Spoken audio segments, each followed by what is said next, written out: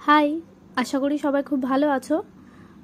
তো আজকের এই ভিডিওটাতে দেখাবো পলাশ ফুল বানিয়ে মোল্ডেড ক্লে দিয়ে। যেহেতু সামনেই সরস্বতী পুজো, তো পলাশ ফুলটা অনেকেই বানানো দেখতে চেয়েছো। তো প্রথমেই আমি বানিয়ে নিচ্ছি পলাশ ফুলের ভেতরে, একদম ভেতরে যে পাপড়িটা থাকে সেটা, আর ওইটা একটু মোটা টাইপের হয়। তো এইটাকেও একটু মোটা করেই বানাবে, মানে ক্লেটা একটু বেশি করে নেবে। তারপর ওই ফুলের পাপড়ির যে শেপটা থাকে সেই শেপটা দেওয়ার পরে কি করব, পাপড়ির গায়ে যে টেক্সচারগুলো থাকে সেগুলোকে দিয়ে নেবো এরকম একটা টুলস দিয়ে। দেওয়ার পরে এটাকে রাখলাম। এবার এরপর নেক্সট এর আরেকটা পাপড়ি আমি বানাবো, কিন্তু তার আগে এটাকে আমি রং করে নিচ্ছি এই কাঁচা অবস্থাতে। তো রং করার জন্য প্রথম আমি দিয়েছি ডিপ ইয়েলো, তারপর অরেঞ্জ, আর তারপর এটার উপর রেড। তো ইয়েলো কালারটা দেওয়ার পরে আমি অরেঞ্জ দিয়েছি, আর অরেঞ্জের পর এখন দিচ্ছি রেড। প্রত্যেকটা কালার সুন্দর করে কিন্তু ব্লেন্ড করে দিতে হবে।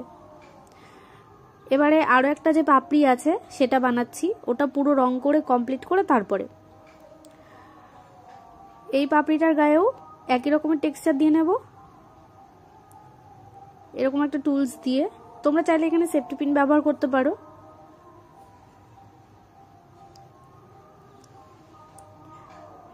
তো দেওয়া হয়ে গেলে এটাকে ওই কালার করা ক্লেটার গায়ে সুন্দর করে বসিয়ে দেবো, মানে যেরকম করে পলাশ ফুলের গায়ে তার পাপড়িটা থাকে ঠিক সেরকম করে বসিয়ে দেওয়ার পরে নিচের দিকটাতে একটু চেপে দিতে হবে।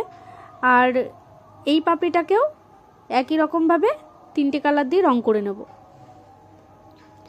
এরপরে নেক্সট এটার বা সাইডে আমি আরেকটা পাপড়ি লাগাবো, তো সেই পাপড়িটা আমি আগেই বানিয়ে রেখেছি।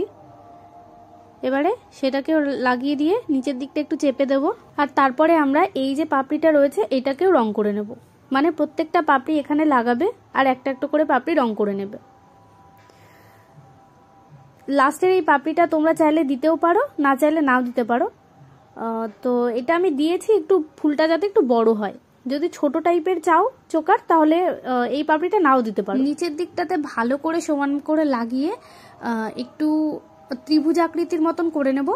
তারপর আরও একটু ক্লে নিয়ে এর বৃন্তটাকে বানিয়ে নেব। তারপর সেটাকে ফুলের একদম নিচের অংশে ভালো মতন করে বসিয়ে দিয়ে একটা টুলস দিয়ে আটকে দিতে হবে, মানে ওই ওপরে যে ফুলটা রয়েছে সেটার সঙ্গে মিশিয়ে দিতে হবে।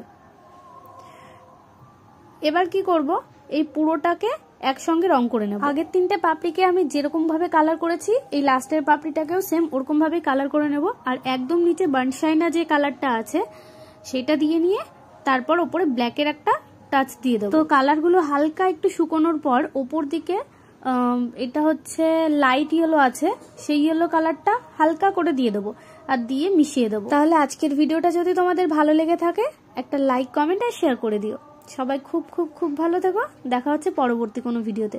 আজকের মতো টাটা।